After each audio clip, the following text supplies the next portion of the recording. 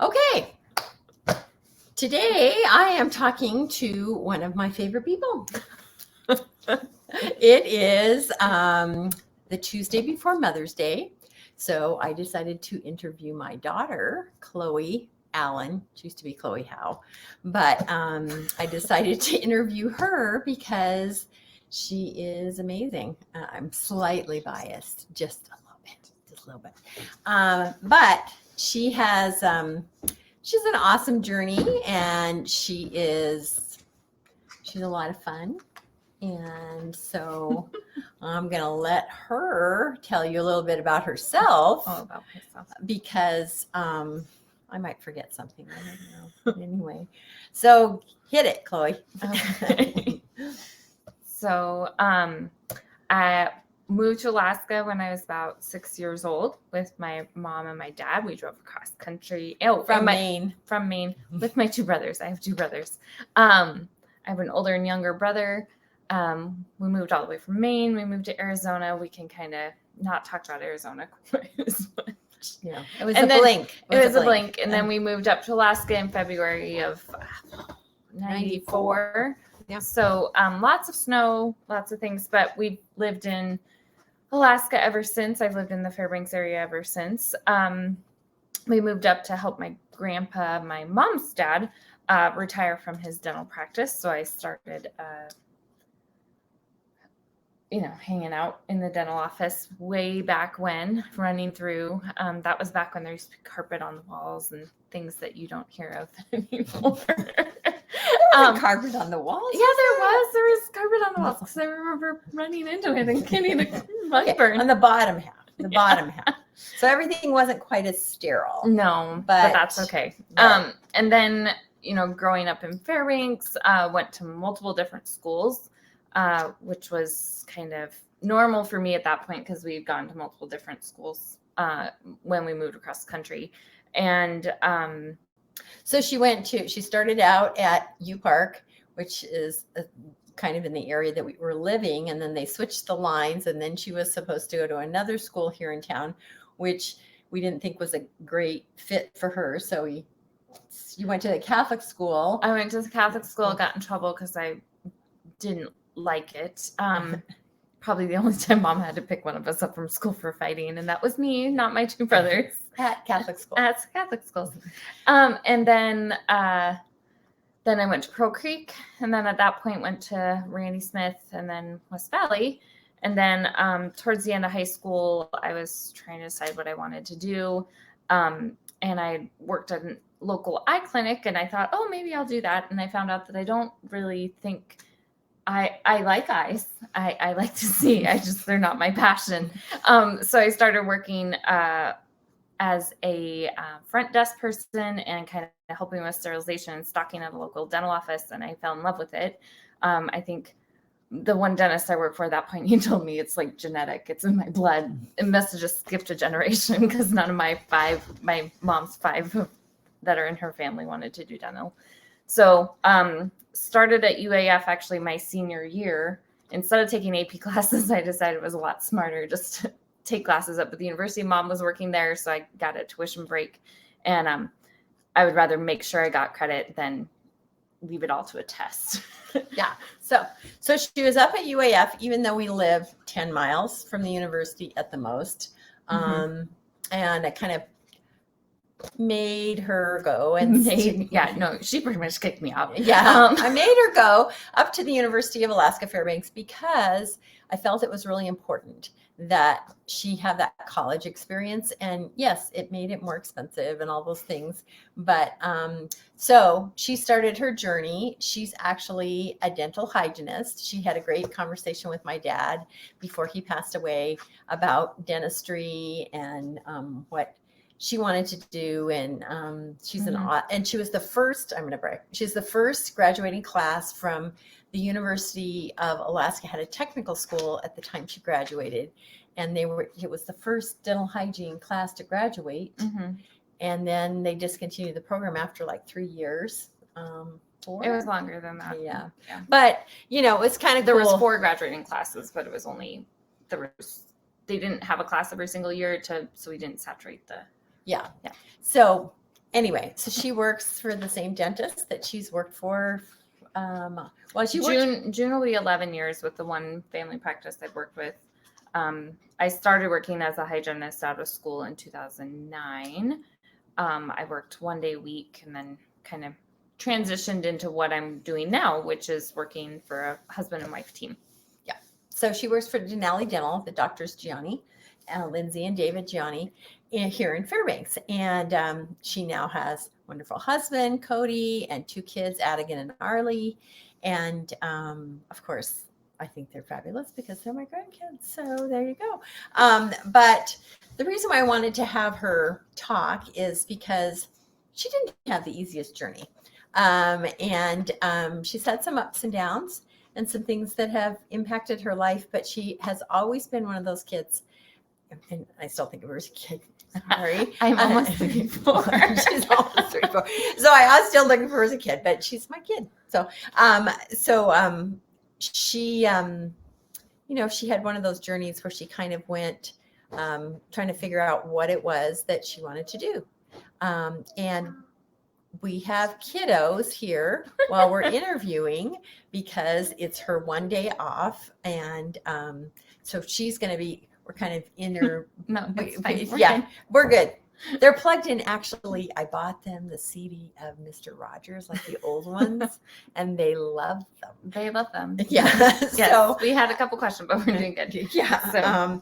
So I'm just going to start out by asking her, because, it's weird is like I ask other people these questions and I'm not sure what she's going to say, just like I don't know what they're going to say.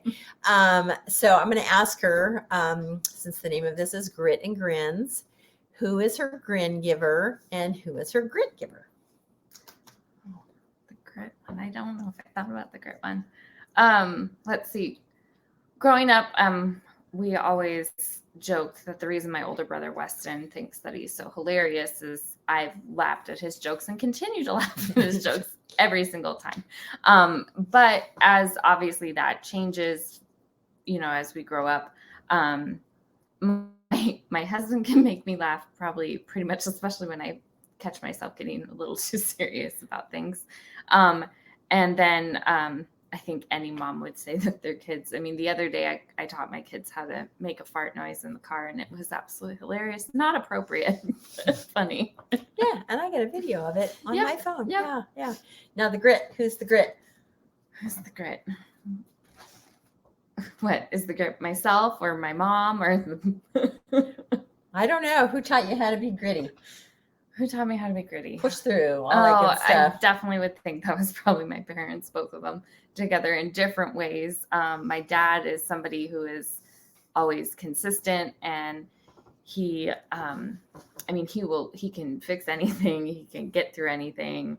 And then my mom, we talked about moving across country. I don't know who moves across country with 3 kids and a dog and a van and something pulling something else. And it's one of those things. I think back even the other day, I was telling Mom, I was like, man, signing up for kindergarten is really easy now. You can just do it online. Mom's like, yeah. And I was like, yeah, I remember sitting at the Borough building and it was like really long. Yeah. And so there's different things where the perseverance, but I think as far as the grit and just hard work ethic, I think anybody who's met me and my brothers will say that we're funny and we're loving and all those type of things, but we also are all have a very, very good work ethic. And that I think comes from my parents and my grandparents. Well, that's good to know that we pass that on. I also want to share something about Chloe is that she growing up was she always was a little ray of sunshine. I remember her coming into the bedroom, and I'm not a real morning person. I'm just not. I try, but I'm not. My husband is. And she would come in and she would get like right in my face, and then she would like pull my eyes open and say, "Good morning, Mom." And I was like, "Hi." But she, yeah. I have one of those. Yeah, she pay back. But maybe I'm sharing this a little too personal, but she was actually born at home on our farm in Maine. Had her with a midwife, and we had animals, and she grew up with animals.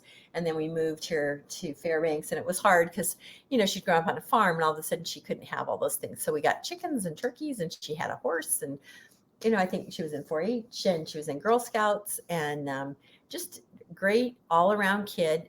She was artistic in a different way than her brother. Her brother is very artistic, and her other brother's very musically artistic. And she was like this nice sort of blend of things. Is that because I was the only planned one? I think so, maybe. She was planned. So what she does for Alaska Photobooth, some of you out there might know, is she kind of grabbed a hold of the graphic design part, and she does, at this point, most of our graphic design that we do, and it's kind of her creative. Yeah, my artistic relief. Yeah, because she does dental hygiene all day, which, 1, 2, 3, 1, 2, 3, 4, 5, 6. It's not that simple. No, it's not that simple. But anyway, I could never do it. But so as a lot of you know, I started this show because it was really irritating me, the reality TV rendition of what Alaskans were, especially Alaskan women. I was just like, come on. And so what is your favorite Alaska reality TV character, or which one just makes you cringe every time you see it? Or do you even watch them? I honestly don't think I've watched one in a while. Probably about 5 years, which is about how old my son is. I think there was one that we watched that was like a homestead thing, and that one was fairly realistic. But I mean, I would say in general, I probably don't watch them very much. I remember thinking, when I was in college, early college, the whole Sarah Palin being that type of thing, I did see her as someone that kind of portrayed Alaskan women. This was before she drank the Kool-Aid. Portrayed them as somebody where you could kind of do it all. You could be a mom, you could do this, you could be the person that's outside. Again, this was before Sarah had a lot less Botox in her face and a couple other things. We could get slandered for this. So I know. Don't say too much. I'm just saying that. Her kind of thing. It was I forgot she did that reality show thing. Yeah, but I don't know if I watched. I think when I think of people who, when you say Alaska now, what people think of, there's the Gold Rush guys and this, which by the way, they're not even from Alaska, most of them. And I can't think of anything other than, I think the cringeworthy thing when I went through this, do you guys, ride dog sleds everywhere, or you do some of that stuff? Yeah, but that was one of the questions is always, what's the misconceptions that people have about Alaskans? And yeah, do you ride dog sleds everywhere? Although I want you to share that story about when you were on your way driving back from Anchorage and what you and Cody saw tied on top of a guy's little Subaru. I think that was actually in Fairbanks. But there was one day we were driving down the road, and this is not unheard of in Alaska. There's a Subaru that probably is like a 1990s Subaru, one that doesn't really run well, but mom and dad knew that the teenager was probably going to get in too much trouble because I don't know if it went much over 55 miles an hour. But it's early springtime, which in Alaska is a beautiful time. It's one of my favorite times. There's a reason I got married in March when there's still, as my daughter puts in, Mom, look, sparkly snow.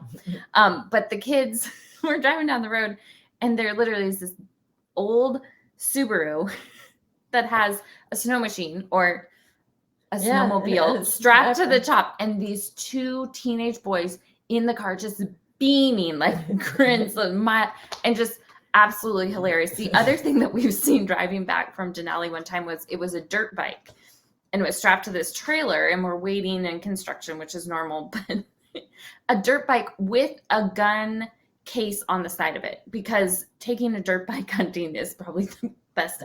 It was just interesting. It's something I'd never seen before. Yeah, so we have all these things.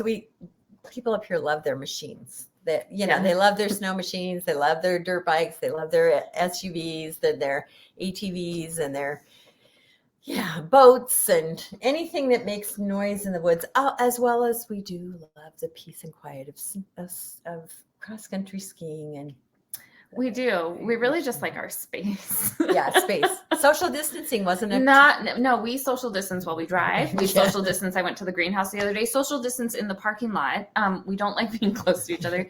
If it's too full, we just don't go. We'll go back later. So I'm going to ask her, and I really don't know this adventure story, so I'm hoping I'm not surprised by something that I maybe shouldn't have been told about. But every Alaskan has like this adventure story of, oh my gosh, this thing happened, and we can't believe we're still alive, and how did we survive? And it's just such a great Alaska story. I don't know. That one was still drawing in blank for me. There's stories that I have that I'm glad we're still alive, but they didn't I haven't been chased by a bear. I haven't had a sea lion jump out of the ocean at me, which both my mom and my dad have had done. They kept us safe. I don't Did know. you have any when you were like boating or in Girl Scouts, or anytime you went down to Valdez? Did you fall in or anything like that? She's the careful one. Oh, well, there was this time we went. Well, no, the guys went upriver and they saw the bear, and I just told them, well, yeah, I told you to be careful. I don't remember falling in. When did I fall in? Maybe she was younger then. Maybe she blocked it. Yeah. So it's interesting. She doesn't have any of those stories, which we always had. I mean, I have adventure stories, but it isn't like they're crazy. I don't know. I mean, there's Girl Scout stories of you guys trying to feed us like peas from a can because we were camping in Canada and we didn't like them, and so we hid them, but they were watching us. Yeah, that's true. That's true. There's stories. I mean, again, it's a lot, singing Shania Twain on a picnic table while we're driving around. That'll work. Some of my friends, Alexis and Leah, we could sing that whole Shania Twain. Well, we drove. CD. So we had this Girl Scout troop that started when they were in grade school and that went all the way through high school. And any of you guys that are out there that are Girl Scout leaders or Boy Scout leaders, a really common thing to do with your troop is to take them to the capital. Well, taking a troop from interior Alaska to the capital of Alaska, which is in Juneau, is quite a trip. You have to drive down. You have to get on a ferry. You have to go into another country. You have to go into another country, which right now we probably couldn't do because Canada's got its borders shut down. It's okay. They have germs too. But so I took this whole group of them to Juneau, which was a ton of fun. It was. We went in junior high. It was a lot of fun. There was lots of sleeping in the basements of churches and running around and Yeah, it wasn't like we stayed in a Holiday Inn because there aren't any. No.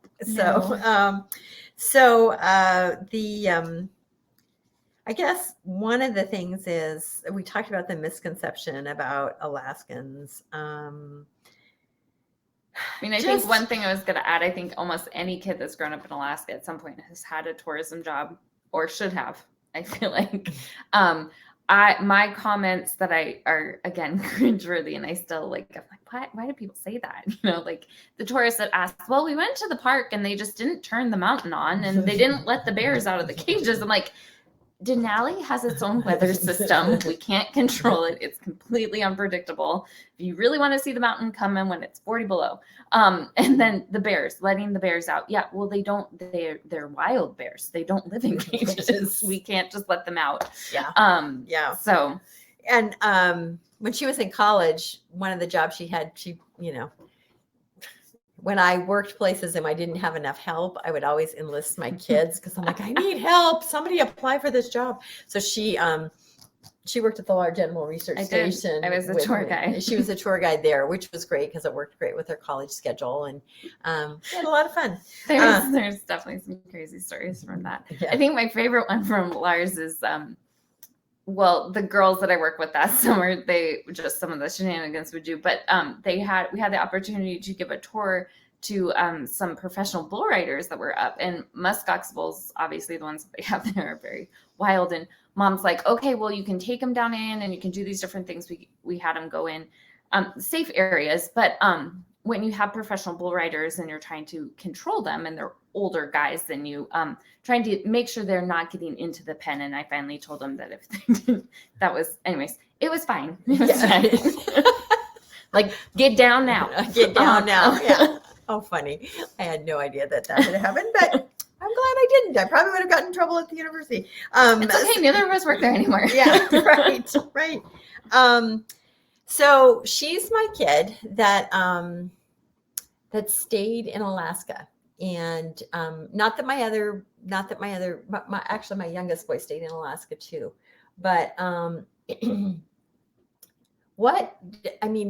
couple of the other people we've interviewed, they've talked about the fact that there's this thing when you're an Alaskan kid, you have to leave.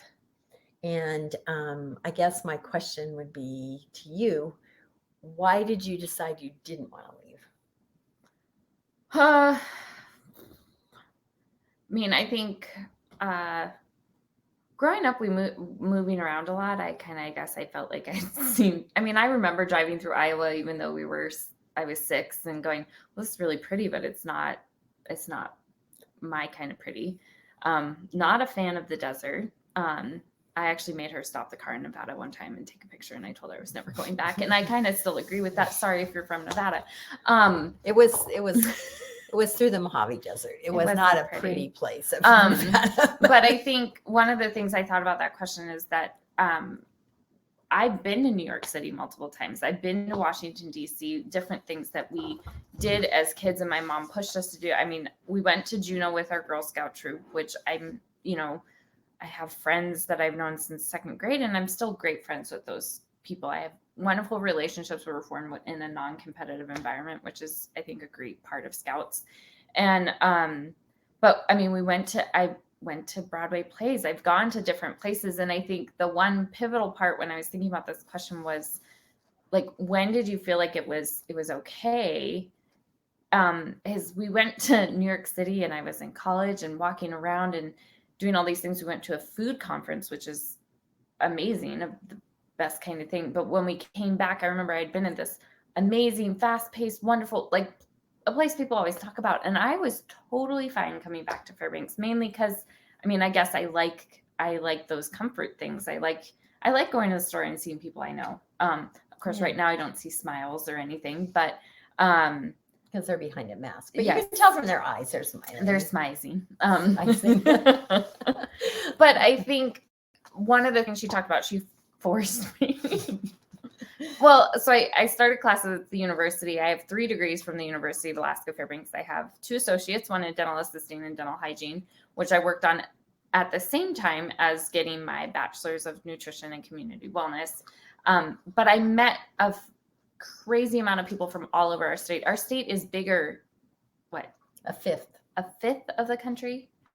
Yeah, it's huge. United States, it's huge, and people don't realize that. You're like, oh yeah, it just takes a couple hours. A couple hours is like me and my boss are driving to Talkeetna for a CE. That's 4 hours away from where we live.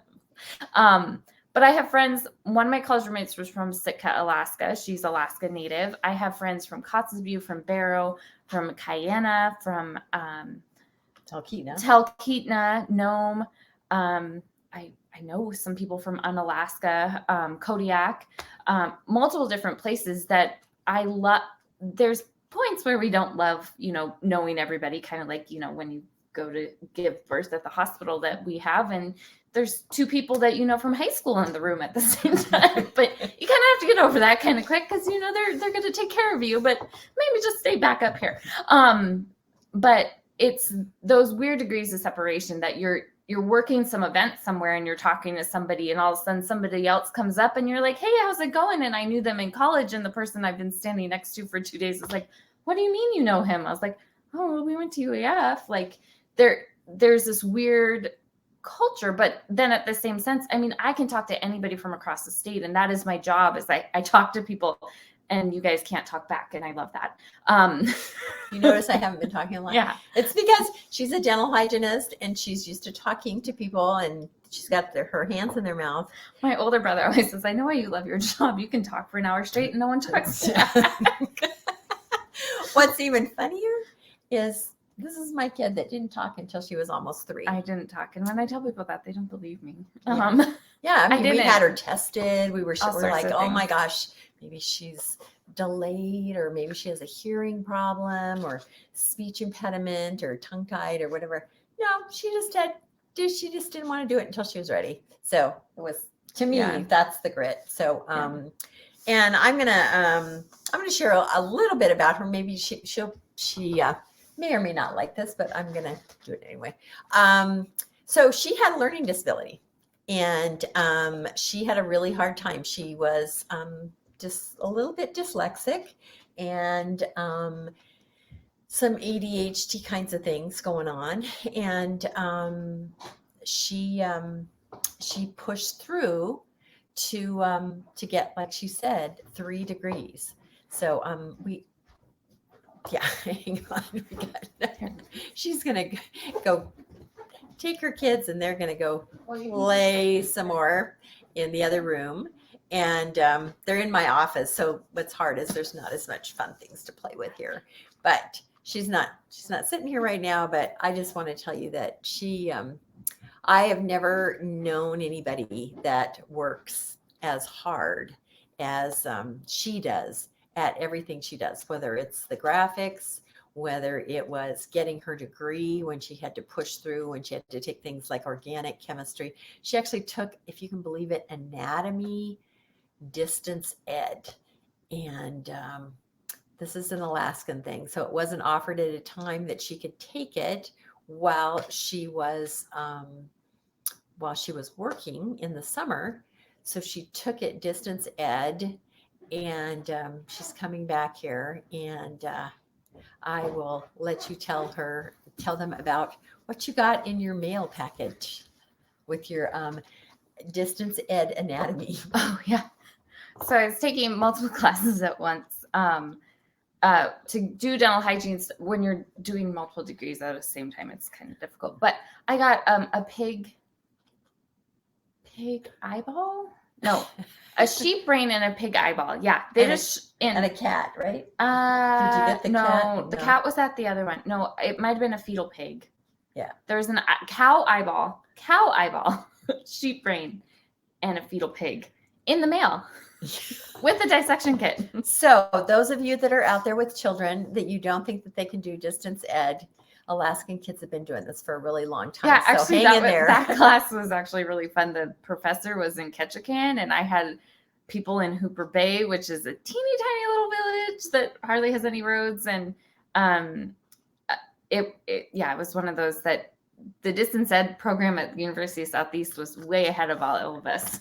Yeah. years ago. Yeah. Years ago. If you guys want to sign up for any classes, University of Alaska has the most awesome distance ed, and we've been doing it a long time. We're really good at it. Yeah.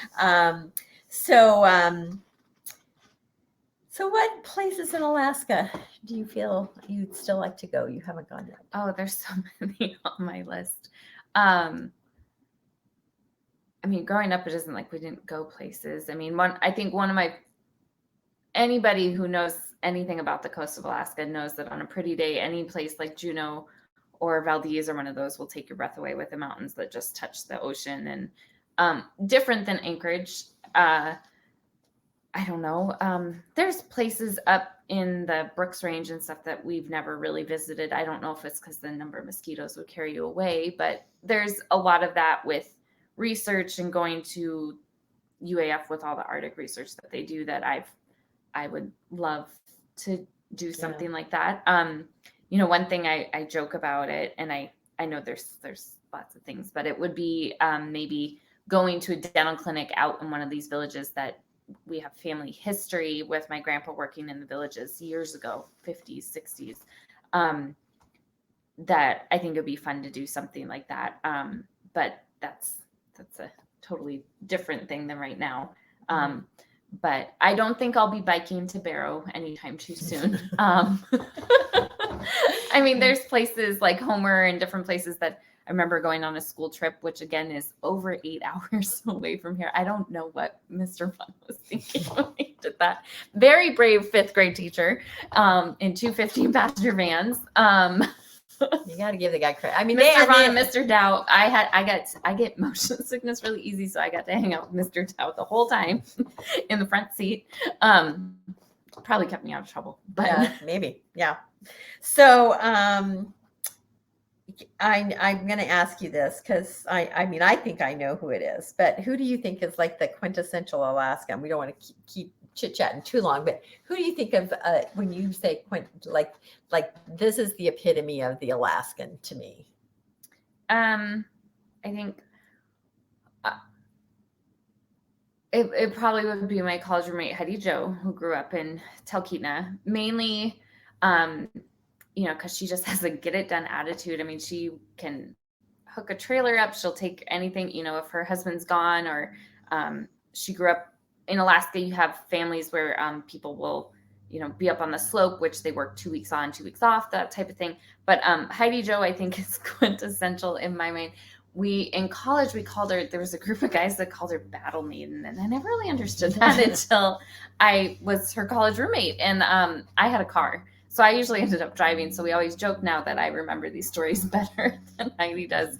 But we went to a party one time, and she wore a tank top and her Carhartt bibs, and I think she might have had snow boots on. I don't remember. It was kind of, anyways. But I mean, she's quintessential. You know, she loves taking her girls, and they go to like Cooper Landing, and she'll go fishing no matter if her husband goes with her or not.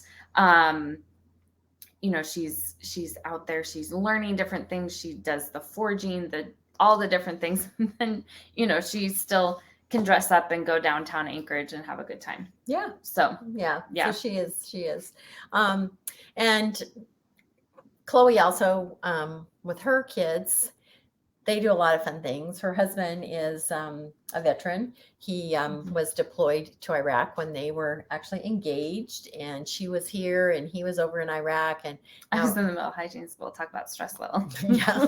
And so they have a lot of fun. They do a lot of gardening, a lot of fun things. In fact, your husband's going on a sheep hunt. He is. And it's kind of funny you talk about that, because that is something even in the dental office. It's like, you know, there's the sheep hunt and different stuff. I mean, I'll mention something, and then all of a sudden you're getting all these different names of people, and oh, you should go talk to this person and that person. And it is a way of life. At the dental office one year, we convinced that we wore camo scrubs in September, because it is like, we don't schedule people in September because all the moms are single parenting, because all the guys are out, or the whole family's out hunting. They don't have time to come to the dental office. It's true. It's kind of like when we lived in Maine, they actually had a weird season where it started in Maine because Maine's whole agriculture, and there were certain periods, like when the potatoes were ripe and ready to be dug out of the ground, there was this weird, you know, week-long period in the middle of the fall that you were just like, well, we just started school. Why do we have this time off? Well, it's because it all had to do with potato farming. And, right. You know, I think there is even a school in town that like they take moose season off. Yeah. Which is a big thing here. For those of you that are out there that aren't hunters, we don't want to offend you, but we just want to tell you, we eat something that's really, really healthy. And I actually have a friend who she's my maid of honor at my wedding, but she's vegetarian, vegan. She changes, so don't get mad at me. Alexis, though, if she knows the person and she knows they've taken care of the fish or the moose the right way, she will eat some of that, or she used to, because she knows it's completely organic. You know what it's eaten, you know how it's been treated, you know how long it's been dead. I mean, as a lot of those things. So, we do a lot of that in our family. Yeah, it's part of our family culture. So I'm pretty sure for a while my son didn't think there was any other red meat except for me. I know. I just, and they get, so they don't know. To them, beef tastes funny. Yeah, you know, it has kind of a bland taste. I mean, I don't know who doesn't struggle with a 4-year-old trying to get them to eat something though. Sometimes it's all about nuggets and noodles, whatever you can mix with that. Yeah. So, so like I said, she is our graphic designer, and she is my main backup person when it comes to any kind of thing techy. She's here supporting me at Alaska Photobooth. Alaska Photobooth really, she is the backbone behind the backbone, or the foot in the ass. I don't know, really one or the other. The neck. Yeah. I ask people a couple different things. One of the things is, if you could pick a place to sit with someone and just relax and have a drink, what would you be drinking and where would you be? Oh, in Alaska, right? It doesn't have to be in Alaska. Some people have said the beach because no, I get too hot. I'm like the quintessential Alaskan. If it's 80, I'm melting. Yeah. My kids come in, Mom, it's hot. It's 60 degrees out today. I don't know. If I was drinking something, I don't know. Let me think. There's a lot of different places I can think of. Usually, sometimes it involves sitting by like the ocean, but not on a beach necessarily. Like Valdez or something? Well, yeah, like Valdez, like somewhere where, I remember fishing in my pajama pants and sweatshirt when I was in junior high. Hopefully you weren't drinking. No, I didn't want to know about that. No, goodness. No, Heidi Joe's not involved in this story, so there's no drinking. I guess it would probably be a mojito, which would go with going to the beach, but I don't know, somewhere where there's a fire and just kind of hanging out outside and just, completely disconnected. I think a lot of Alaskans like that. I like going places where I don't have cell reception on purpose. We have a lot of places where we don't have cell reception, so it's amazing. Or internet. Like this, like our house sometimes, right. Or our office sometimes. So I'm going to end this and ask you one of the questions I ask everyone, because of course we have a photo booth business. She knows this. She has experienced this firsthand. So there are, when people laugh really, really hard, and I joke, pee your pants because you're laughing so hard with your friends, laughing.